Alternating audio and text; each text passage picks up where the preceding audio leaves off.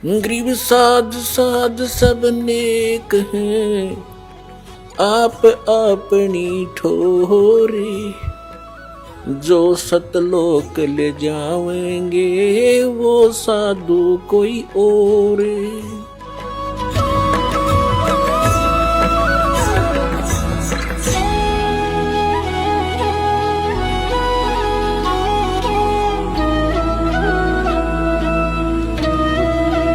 तो परमात्मा कहा करते थे कि भक्ति करनी चाहिए भाई। भक्ति के बल से, शुभ कर्मों के करने से आप कहीं भी मृत्यु को प्राप्त हो जाओ। जब आपका संस्कार आता है, आप सीधे अपने उस स्थान पर, उस कर्म आधार से ही आप अपने स्वर्ग या जैसे भी आपका स्थान है वहां जाओगे।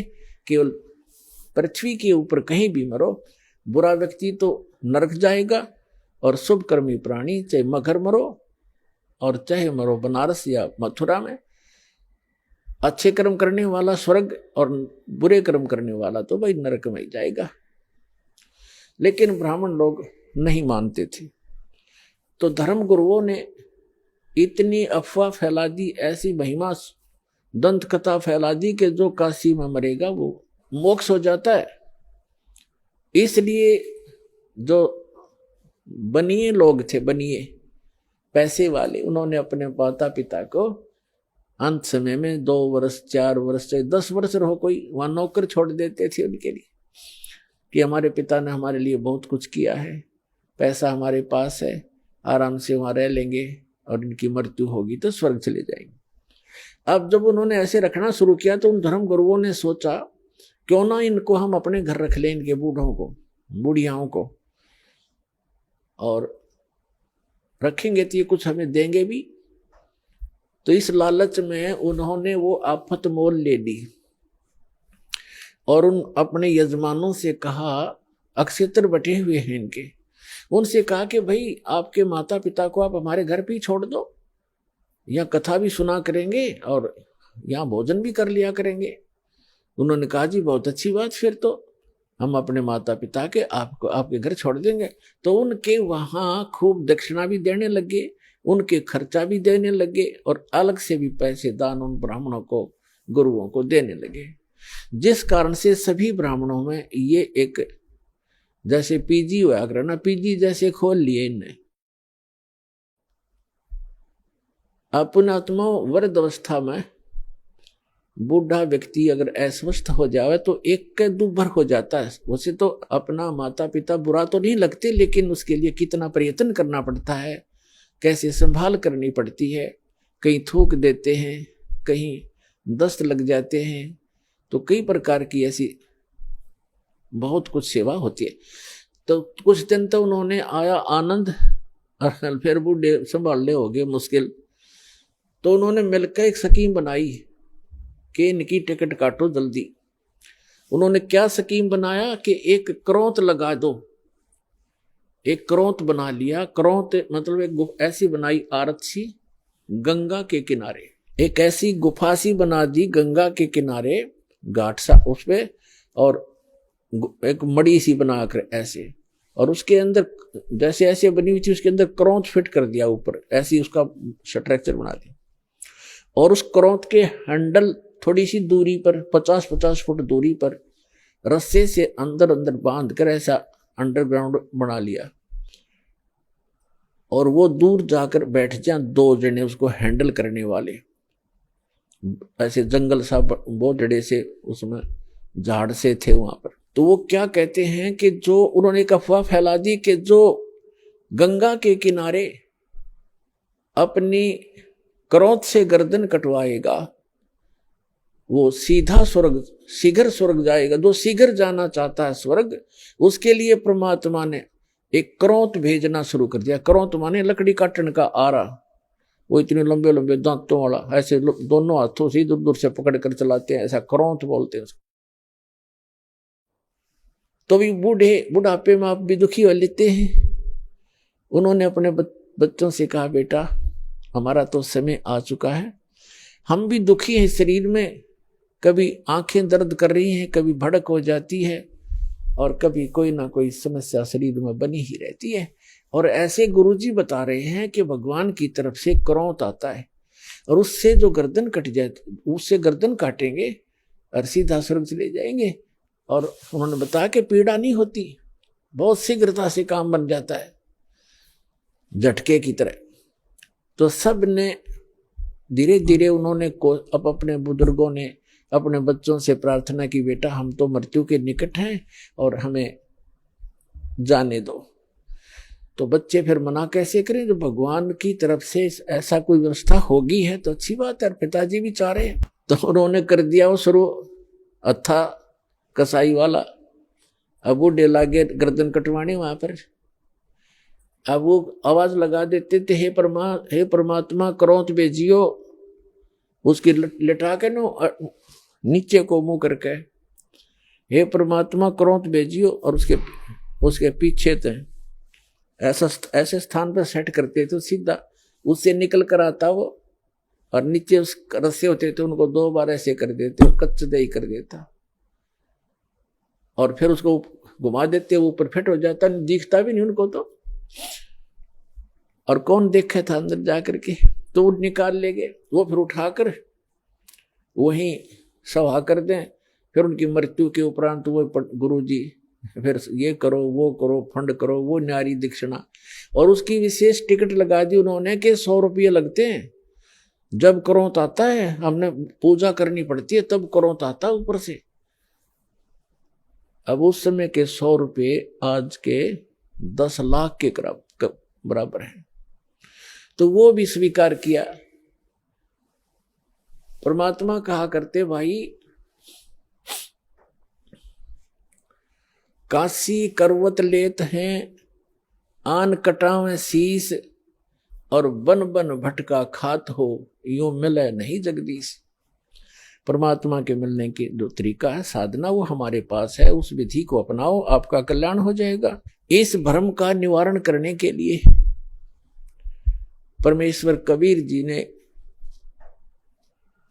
बहुत सी कथाएं सुनाई, बहुत से प्रवचन किए, वाणी सुनाई, पर नहीं हमारे गले उतरी नहीं। एक मगध राज्य का एक बिजली खान नाम का पठान था, वहां का नवाब था वो। एक समय क्या हुआ कि मगध क्षेत्र में सूखा गिर गया, अकाल गिर गया। उन्होंने, क्योंकि वहां मगध नगर है एक छोटा सा, पहले बस्ती जिला था उत्तर प्रदेश में, गोरखपुर से 25 किलोमीटर उरली साइड में बस्ती की तरफ आती। अब उसके नाम ही संत कबीर नगर जिला रख दिया गया है। एक छोटा सा नगर है, मगहर नगर है छोटा सा, जैसे बरवाले से भी छोटा। तो वहां सूखा गिर गया, उसमें हिंदू भी इतने हैं, मुसलमान भी बराबर की, दोनों आधी आधी आबादी है उनकी संख्या। तो सभी हिंदुओं ने अपने गुरुओं, ब्राह्मणों और सभी संतों और ये पत्रा वत्रा देखने वाले, इन सब से, भविष्य वक्ताओं से भी पूछ लिया। सभी ने बताया कि 2 वर्ष तक इस क्षेत्र में वर्षा का कोई संयोग नहीं है, क्योंकि आपके पुण्य नहीं है। तो सभी जंतर मंत्र करके सब थक गए, हाहाकार मच गई। तो किसी व्यक्ति ने बता दिया कि काशी के अंदर एक कबीर नाम के महापुरुष रहते हैं, वो चाहे तो आपका संकट निवारण कर सकते हैं। अब बिजली खां पठान ने 2 दूत भेजे, अपने सैनिक भेजे, कहा काशी के अंदर। और वीरदेव सिंह बघेल नाम का एक हिंदू राजा था, नरेश, वो काशी का राजा था, नरेश था। और सिकंदर लोधी दिल्ली का बादशाह था। उस दिल्ली के बादशाह के अंतर्गत ये छोटे छोटे राजा और ये सभी नवाब उसी के अंतर्गत आते थे। तो नरेश जो था वो उस काशी का जो राजा था, काशी क्षेत्र का, तो वो भी परमेश्वर कबीर जी की शरण में आ चुका था। जब वो दोनों सैनिक संदेशवाहक बिजली खां पठान का एक पत्र लेकर के वीर देव सिंह बघेल के पास गए। उसमें लिखा था कि हमारे यहाँ बहुत बुरा अकाल गिर गया है, त्राही त्राही मच गई है, और मैंने सुना है कोई कबीर नाम के कोई संत हैं, कृपा उनको हमारे यहाँ भेजें, और हमारे यहाँ वर्षा नहीं हो रही। वीर देव सिंह बघेल ने पत्र लिखा और उसमें कहा कि बिजली खां, इतने बड़े संकट से जूझ रहे हो और संत को बाई ऑर्डर बुला रहे हो, अगर वो आ भी जाएंगे तो कोई लाभ नहीं होगा, आप आओ। अगर वो रजा नहीं बख्शेंगे बाई ऑर्डर बुलाए हुए, आप स्वयं आओ। राजा प्रजा का पिता होता है, उसके दुख से खुद भी दुखी होना चाहिए। आप आइए और स्वयं प्रार्थना कीजिए, अगर वो खुश होकर जाएंगे तो तुम्हारा काम बनेगा। बाकी संत परम है, ये भगवान आए हैं, ये अल्लाह उतरे हैं। और उनको मौखिक भी समझा दिया दोनों सैनिकों को कि जाके आपके राजा को ऐसे, नवाब को ऐसे बोल दो। उन्होंने आकर के बताया जी ऐसे ऐसे बात है। बिजली खां पठान सैकड़ों की संख्या में अंगरक्षक वो साथ लेकर के चला और वहां पहुंचा कबीर परमेश्वर की कुटिया के पास। दोनों, वो नवाब भी और नरेश भी, और नरेश वीर सिंह बघेल तो उनका शिष्य था, दंडवत प्रणाम किया। अब बिजली खान पठान था, इनका एक विधान है कि हम शीश नहीं झुकाया करते अल्लाह के सिवा। वो खड़ा रहा, फिर भी मालिक तो अपने बच्चों को शरण में लेने के लिए सोशल छिद्र करते हैं। अब क्या हुआ, फिर उन्हें बताया भी कैसे आना हुआ। परमात्मा ने पूछा कि ये कैसे आई दो दो नवाब, दो राजा गरीब की झोंपड़ी पर। तो वीर सिंह ने कहा बिजली खां सुना दे अपनी दास्तां।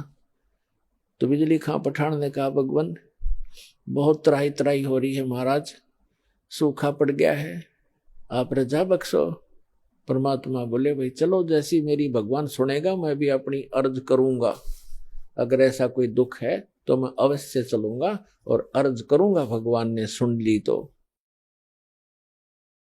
अब परमात्मा को घोड़े पर बैठा करके लाया गया। आगे क्या देखा कि गोरखपुर जो है, वहां एक टीला है गोरखनाथ जी का, और इन संतों में एक खासियत होती है कि वो इस बात से, अब जैसे शरीर छोड़ गया संत, अब इनकी मुक्ति तो होती नहीं, ये यही धक्के खाते रहते हैं। कोई पितर बन गया, कोई भूत प्रेत रूप में, और जो पितर टाइप हो जाते हैं वो शरीर अपना अन्य जो अच्छी कुछ थोड़ी बहुत भक्ति पूर्व जन्म की या वेदों तक की साधना कर लेते हैं, वो कभी भी शरीर में प्रकट हो जाते हैं, दिखाई भी दे जाते हैं और फिर अंतर्ध्यान हो जाते हैं। तो गोरखनाथ ने सोचा अकाल तो ये गिरना ही गिरना है। यदि कोई संत आया और यहां आकर के उसने कोई जंतर मंत्र करके कोई थोड़ा बहुत छड़का करवा दिया तो तेरी महिमा कम हो जाएगी। अब गोरखनाथ, एक तालाब, एक सूखी तलैया थी, छोटी सी जोड़ी खेतों में होती है, थोड़ा सा पानी आ जाए, वर्षा हो जाए तो उसमें 5-4 महीने का जल उसमें भर जाता है, थोड़ा ही होता है वो क्षेत्र। छोटी तलैया उस सूखी पड़ी थी, उसके किनारे वृक्ष के नीचे अपना वो त्रिशूल गाड़ के बैठा, ऐसे आसन पदम लगा के। परमात्मा ने गोरखनाथ को देखा, अरे साधु महात्मा आए हैं, बिजली खां रोको, घोड़े को रोको। रोका, कबीर साहब नीचे उतरे, प्रणाम किया, प्रणाम नाथ जी। नाथ जी बोले प्रणाम। तो कबीर परमात्मा ने कहा कि बिजली खां, अरे आपके नगर में देखो कितने महापुरुष बैठे हैं, ये जो चाहे सो कर सकते हैं, अर्ज करो इनसे। बिजली खां पठान ने कहा महाराज जी ऐसे ऐसे बहुत बुरा हाल हो गया, त्राही त्राही मच गई है, और कुछ दया करो, जल की व्यवस्था करो, वर्षा करवाओ। गोरखनाथ जी उठे, त्रिशूल उठाया, उस जोड़ी सूखी तालाब के बीच में जाकर त्रिशूल मारकर ऐसे निकाल दिया। उसमें से एक फुहारा निकला पानी का, और देखते ही देखते वह तलैया पानी की भर गई, वह जोड़ी। और परमात्मा कबीर साहब ने कहा देखो भाई देखो कमाल हो गया, अरे देखो ये तो खुद भगवान उतरे हैं और आपका देखो कैसे इन्होंने पानी पानी कर दिया, वो बन गया काम आपका। देखो अब बिजली खां पठान ने कहा महाराज जी ये तो शाम तक का भी पानी नहीं, हमारे पशु भी नहीं छिक सकते, तो अर्ज करो महाराज जी, जब इतना कर सकते हैं नाथ जी तो और भी कर देंगे कृपा। तब उसने बिजली खां पठान ने कहा मालिक ए नाथ जी, हे महाराज जी, वर्षा हो तो बात बने, इस एक तालाब से बात चलेगा नहीं काम, ये तो शाम तक के पीने पीने का भी नहीं काम बनेगा। तब नाथ जी कहते हैं कि इस क्षेत्र में 2 वर्ष तक वर्षा होने के कोई योग नहीं है, ये तो मैंने अपने कोटे से तुम्हें ये जल दिया है, इससे आगे मेरे बस की बात नहीं है, और कोई और हो तो खोज लो उसको। अब बिजली खां पठान ने कहा परमात्मा कबीर साहब से कि महाराज जी, हे संत जी, आप दया करो, इससे तो बात बनेगी नहीं। तो जहां गोरखनाथ बैठे थे उससे 100-200 फुट पर, उधर जंगल वन बहुत होते थे, उसमें वृक्ष बहुत होते, 100-200 फुट की दूरी पर एक वृक्ष के नीचे परमात्मा बोले भाई मैं यहाँ बैठता हूँ और परमात्मा में धुन लगाता हूँ और अर्ज करता हूँ भगवान से, और आप अपने घर जाओ, मेरी अर्ज सुनेंगे तो वर्षा हो ही जाएगी। अब वीर सिंह वो बिजली खां पठान और सभी जो भी उनके साथ थे अपने नगर की तरफ चल पड़े। मगहर से 1.5 किलोमीटर की दूरी पर वो स्थान है, ये दास उसको देख कर आया है। बहुत से बच्चों के साथ हमारे भक्त भी गए थे, तो वहां बैठ गए। कबीर साहब ऐसे कहते हैं लाल प्रगट नहीं हुआ करते,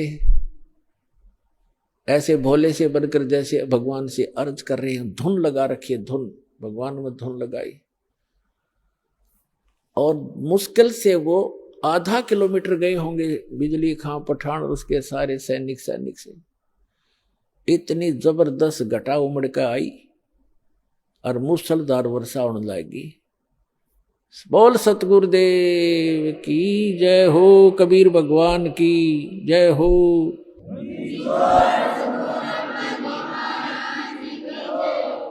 कर दिया सब एक कम एक, सारे तालाब भर दिए, ठाठम ठाठ कर दिए।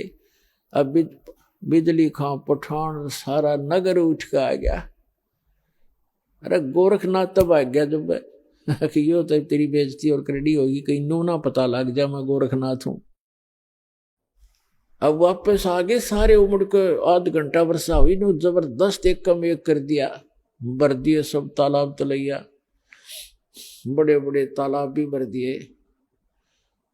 तब सभी आगे कि महाराज ने ऐसे महापुरुष आए हैं, चरणों में पड़ गए और कहा भगवान घर चलो, हमारे घर चलो, वहां नगर में चलो।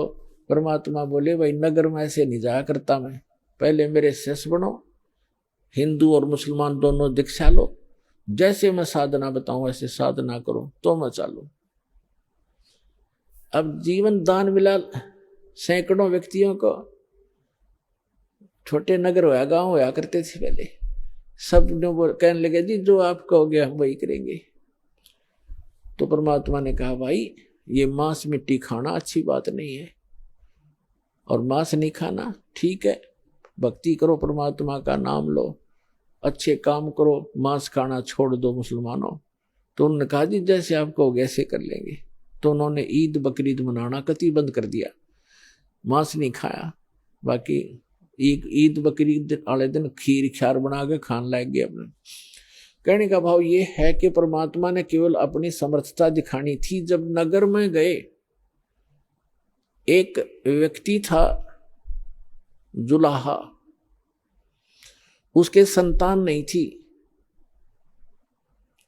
और उसने अर्ज करी भगवान से, हे परमात्मा एक संतान हो जा दास के और मेरा भी वंश चले।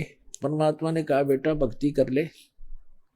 कहते हैं 1 लख पूत 1.25 लाख नाती, क्या मांगू कुछ स्थिर ना रहाई, देखत नैन चला जग जाई। 1 लख पूत 1.25 लाख नाती, और उस रावण का दीवान बाती।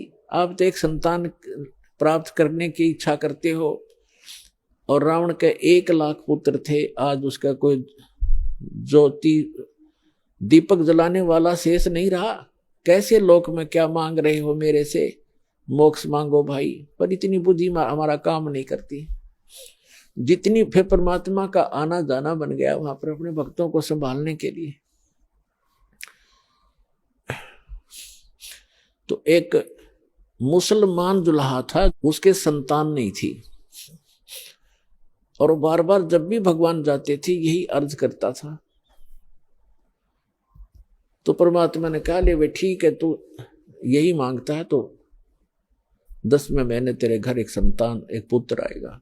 ऐसा ही हुआ। ये दास वहां गया था बहुत से भक्तों को साथ लेकर के, तब वहां जो मगर के अंदर, अब बताऊंगा आगे चल के, उसी के लिए कथा बनाई जा रही है। तो वहां एक व्यक्ति मिला था जो परमात्मा की वहां यादगार के ऊपर वो बैठा था। वो कह रहा था, हमारा जो एक हमारी जो पीढ़ी चल रही है वो कबीर परमात्मा के आशीर्वाद से चली है। हम कबीर साहब के आशीर्वाद से हमारे दादाजी का जन्म हुआ था, और उसको कहते हैं मोहल्ला कबीर करम। मगर के अंदर एक मोहल्ला कबीर करम नाम का है। कबीर करम माने कबीर जी के रहम, कबीर जी के रहम से बसा हुआ एक मोहल्ला, उसको कहते हैं मोहल्ला कबीर करम। तो कह रहा था, हमारा मोहल्ला कबीर करम नाम से जाना जाता है, और हम उन्हीं के आशीर्वाद से हमारा आज वंश चला हुआ। तो पुण्यात्माओं, इस एक कथा से आपको कितना पता चला कि मासा घटे ना तेल बधे, वेद ना लिखे जो लेख, और सच्चा सतगुरु मेट कर ऊपर मार दे वेख। अब 60-65 वर्ष का वो जुलाहा हो चुका था, 70 वर्ष 65 से भी ऊपर उम्र हो गई थी। उनको संतान दे दी, और 2 वर्ष तक उस अक्षेत्र में अकाल गिरना था, कोई वर्षा नहीं होनी थी, वहां वर्षा दी। ये वो समर्थ परमात्मा है, जो सतगुरु जो चाहे सो करही, 14 कोट दूत जम डरही, ऊत भूत जम त्रास निवारे, चित्रगुप्त के कागज पाड़े। चित्रगुप्त के कागज, धर्मराज के लेख मिटा दूं, परमात्मा कहते हैं लिखे हुए को काट कर धर दूंगा और अपना लिख दूंगा उसके ऊपर। वो करके दिखा दाता ने। तो बिजली खां पठान, और वहां हिंदू और मुसलमान सभी परमात्मा कबीर जी के शिष्य बन गए। काफी वर्षों तक बड़ी श्रद्धा से लगे रहे। अब एक दिन परमात्मा ने जब सब लोग जाना था, अपना काम पूरा कर लिया था, अमृतवाणी बोल कर धर्मदास जी से लिखवा दी थी, तो उन्होंने कहा, भी मैं काशी के पंडितों, आप ये कहते हो कि जो काशी में जो बना उसमें काशी में मरता है वो स्वर्ग जाता है, मगर मरेगा वो गधा बनता है, नरक जाता है। मैं मगर में शरीर त्यागूंगा, और अपने सारे जंतर मंत्र ये पोथी पत्रे साथ ले लो, और सारे आप अपने नक्षत्र भी नोट कर लियो। इस नक्षत्र में मरने वाला, इस पृथ्वी पे मरने वाला जो तुम अटकलबाजी लगाते हो, कहाँ जाएगा। इस बात का सब जगह जोर शोर से प्रचार हो गया।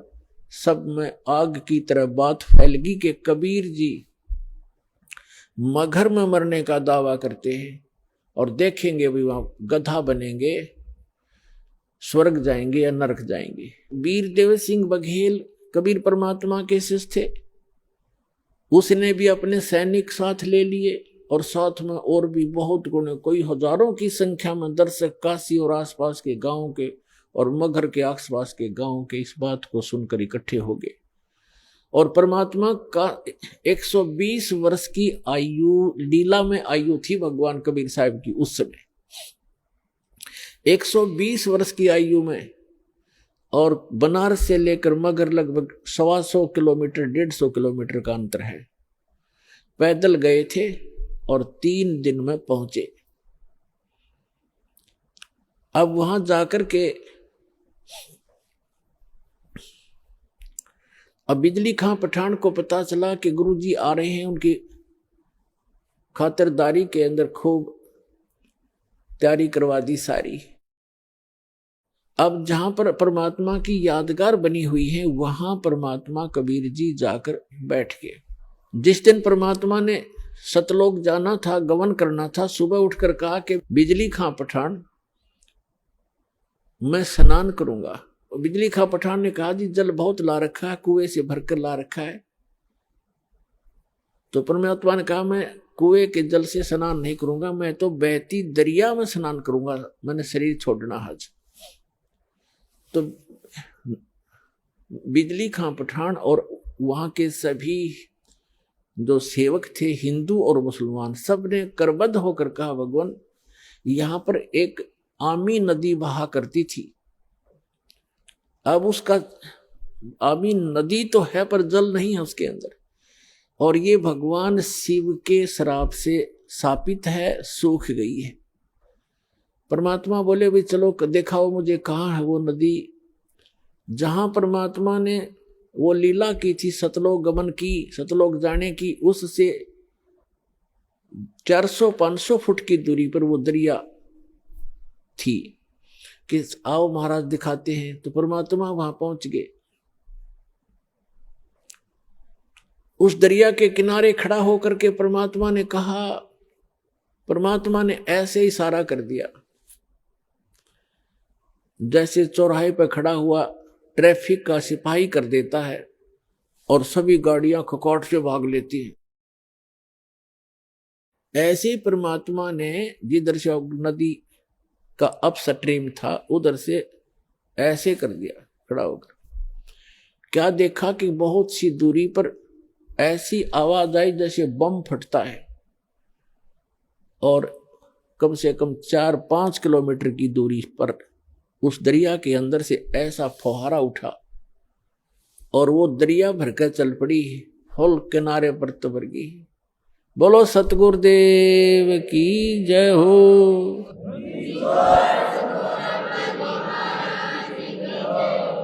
और देखते ही देखते हुआ किनारे को चाटने लगी, फुल होगी कतई। सब नावों मुलमुल गए, और पीओ पानी ऐसा जैसे कदे आज तक देखा नहीं सा मीठा पानी, क्योंकि सतलोक से भेजा भगवान ने। गंगा के पानी को भी माफ कर दे, ऐसा जल उस समय बहने लगा।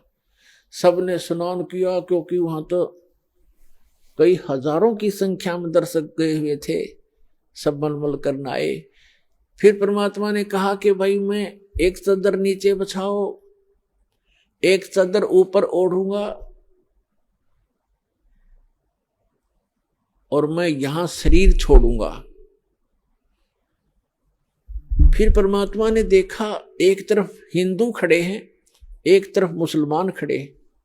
एक तरफ वीरदेव सिंह बघेल खड़ा है, काशी का नरेश हिंदू राजा, एक तरफ बिजली खां पठान खड़ा है मुसलमान नवाब, और उसके सैनिक साथ हैं, उसके भी सैनिक उनकी साइड में खड़े, और अन्य जनता भी बहुत खड़ी है, मुसलमान इधर, हिंदू साइड में। वो अंतर्यामी थे, फिर भी उनसे पूछना चाह रहे थे कि बिजली खां पठान आपने ये शस्त्र किस लिए ले रखे हैं? वीरदेव सिंह बघेल, आपकी सेना और ये तुम दोनों सेनाओं ने शस्त्र किस लिए लेकर आए हुए? मुझे क्या खतरा था? तो वीर सिंह बघेल बिजली खां पठान वो तो बोल नहीं सके। अन्य जो जनता थी हिंदू और मुसलमानों में से कहने लगे गुरुदेव, हिंदू वाले कहने लगे आप हमारे गुरु हैं, हम आपका अंतिम संस्कार अपने हिंदू रीति से करेंगे, इन मुसलमानों के हाथ नहीं लगने देंगे। मुसलमान कहने लगे आप हमारे पीर हो और हम आपका अंतिम संस्कार अपने अनुसार से करेंगे, अपनी रीति से करेंगे, इन काफिर हिंदुओं के हाथ नहीं लगने देंगे। परमात्मा बोले रे भले आदमियों, 50 वर्ष तक मैंने तुम्हें क्या शिक्षा दी? हिंदू और मुसलमान तुम आज भी दो बने बैठे हो, तुम्हारी बुद्धि पर पत्थर गिर गए हैं। और पुण्यात्माओं, दास जो शब्द बतावेगा, जो भी ज्ञान कहेगा, 100% समझ लेना, बिल्कुल 100% सच समझ लेना। उस समय एक विशेष रूमर थी कि एक ऐसा भयंकर समय आने वाला है कि आपस में ग्रह युद्ध होगा, जनता एक दूसरे को काटेगी, कारण का पता नहीं। ऐसा वो भविष्य वक्ता बताया करते थे। ऐसी अनहोनी होगी, ऐसा जुल्म होगा और कत्लेआम होने की ऐसे लक्षण उनके पत्रों में, उनकी जो भविष्य की किताबों में वर्णन था। और काल तो ये चाहता ही है कि नाश हो जाए, इनका बुरा हाल हो, और मरते समय ऐसे संत के ऐसे हो जाए तो लोग इन्हों कहेंगे ऐसा कलमुआ था, कोड नाश करा गया, क्या एक संत था वो। तब परमात्मा ने कहा, भाई बात सुन लो बच्चों, तुमने मेरी सीख पर, मेरी शिक्षा पर अमल नहीं करा, अब तो अपने लालच वश मेरे शिष्य बने रहे, पर मेरी बात सुन लो, मेरा काला मुंह मत करो, मेरी एक अंतिम पुकार सुन लो तुम। मेरा शरीर इस, वैसे तो चदरों के बीच में शरीर नहीं मिलेगा, कोई अन्य वस्तु मिलेगी, उसको आधी आधी बांट लेना, एक चदर हिंदू ले लेना, एक मुसलमान ले लेना, और शरीर मेरा मिले तो आधा आधा काट लेना, ये मेरा आदेश समझ लेना। पर बेटा तुम लड़ियो मत, कुछ भी कर लेना इस मिट्टी को, चाहे तो हिंदू रीति कर लो और चाहे मुसलमान रीति से कर लो, तो मिट्टी हो चुकी है, जीव जा चुका होता है, तुम कुछ आंखें खोलो तो तब तो वो शांत हो गए। कोई बात ना, एक बार शरीर छोड़ने दो, फिर देखेंगे। उनका इरादा वो यही था कि छिन्नम चपटा करेंगे, लट्ठम लट्ठा करेंगे, छीनेंगे, पूरा सब लेंगे, आधा आधा थोड़ा काटा जाता गुरु जी को, वो तो अंतर्यामी थे, जान गए। तो नीचे एक चादर बिछाई, भक्तों ने श्रद्धा से नीचे 2-2 इंच फूल बिछा दिए, सुगंधित फूल 2-2 इंच, गुरु जी लेटेंगे, और ऊपर से दाता ने एक चादर ओढ़ ली। 2 मिनट के बाद परमात्मा ने आकाशवाणी ऊपर से कहा कि ए पंडितों, ए भविष्य वक्ताओं, अब अपना जंतर मंत्र लगाओ, मैं कहां जा रहा हूं। और कहा परमात्मा ने कि उठा दो पर्दा, इसमें नहीं मिलेगा मुर्दा, क्योंकि हम अविनाशी हैं। जब ऊपर उन्होंने देखा कि भगवान तो वो जा रहे हैं, वो जा रहे हैं, और चादर उठाई तो सब के आकार के सुगंधित फूल मिले, परमात्मा का शरीर नहीं मिला, वो तो सह शरीर सतलोक चले। बोलो सतगुरुदेव की जय हो।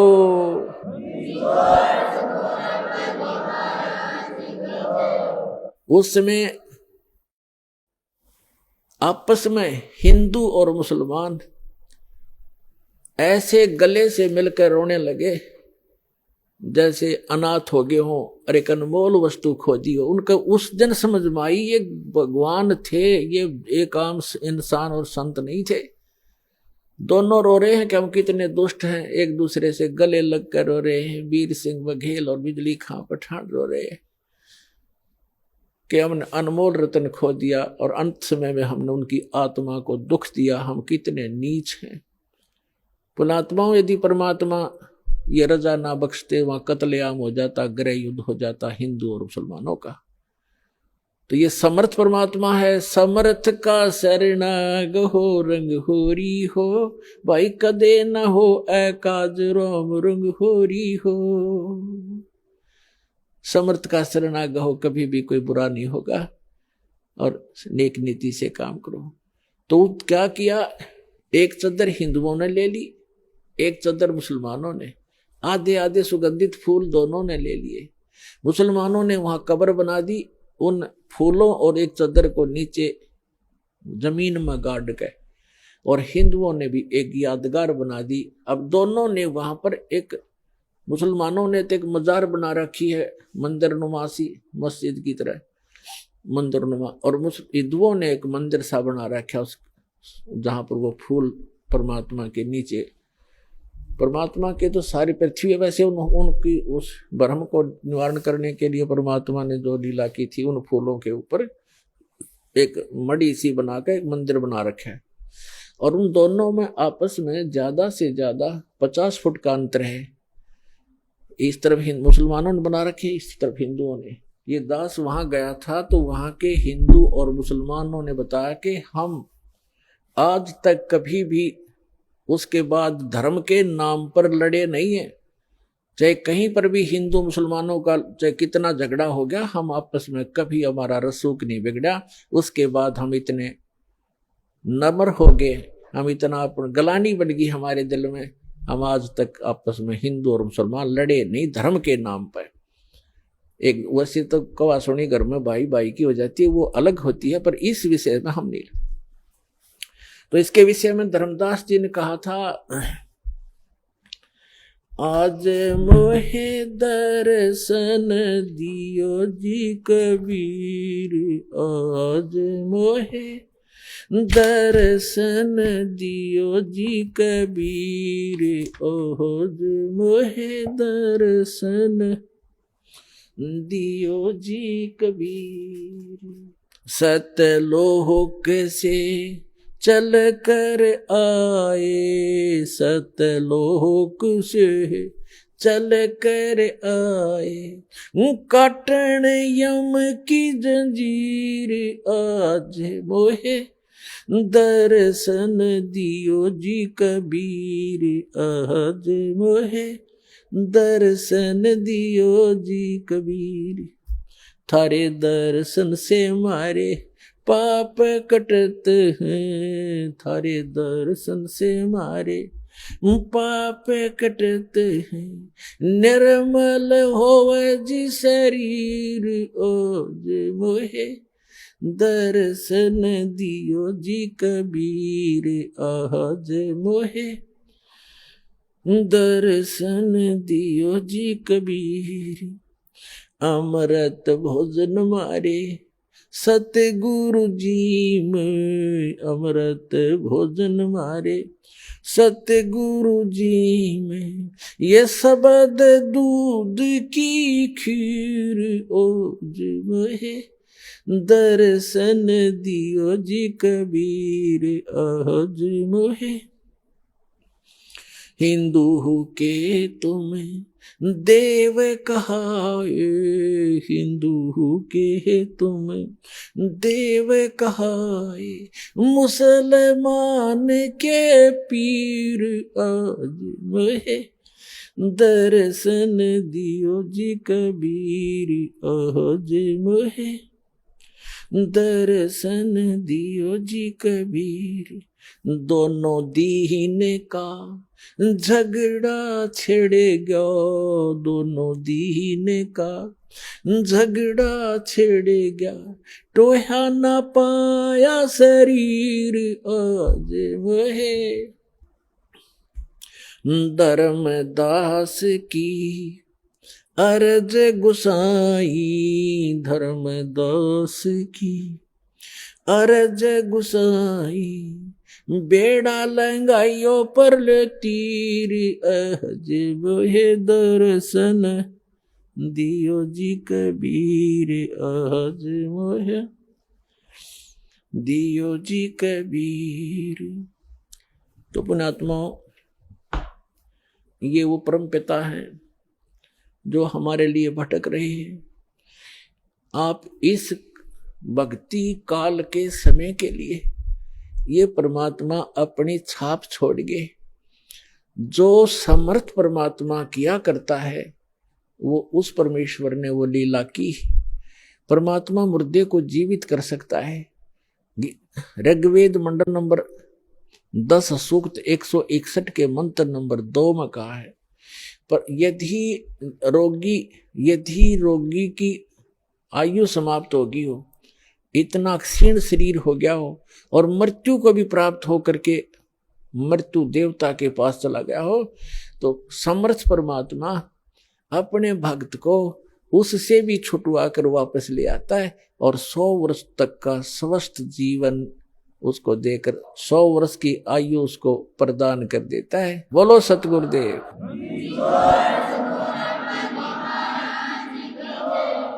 और वो पूर्ण परमात्मा है। तो पुण्यात्माओं, ये समर्थ परमात्मा कबीर जी हैं।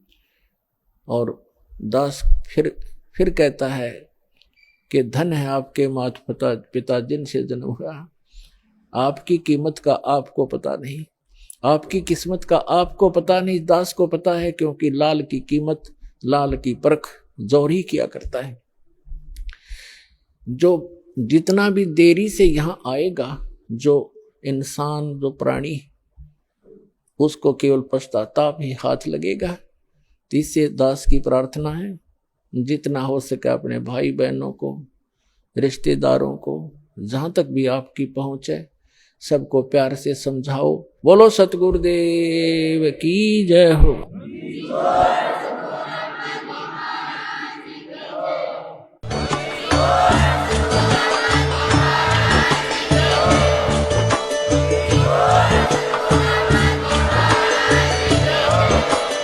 आप सुन रहे थे जगत गुरु तत्वदर्शी संत रामपाल जी महाराज जी के मंगल प्रवचन। अधिक जानकारी के लिए विजिट कीजिए हमारी वेबसाइट www.jagatgururampalji.org। संत रामपाल जी महाराज जी के शुभ आशीर्वाद से पूरे विश्व भर में 500 से भी ज्यादा नाम दीक्षा केंद्र हैं, जिन पर संत रामपाल जी महाराज जी द्वारा ऑनलाइन निशुल्क नाम दीक्षा दी जा रही है। अपने नजदीकी नाम दीक्षा केंद्र का पता करने के लिए संपर्क करें 8222880541।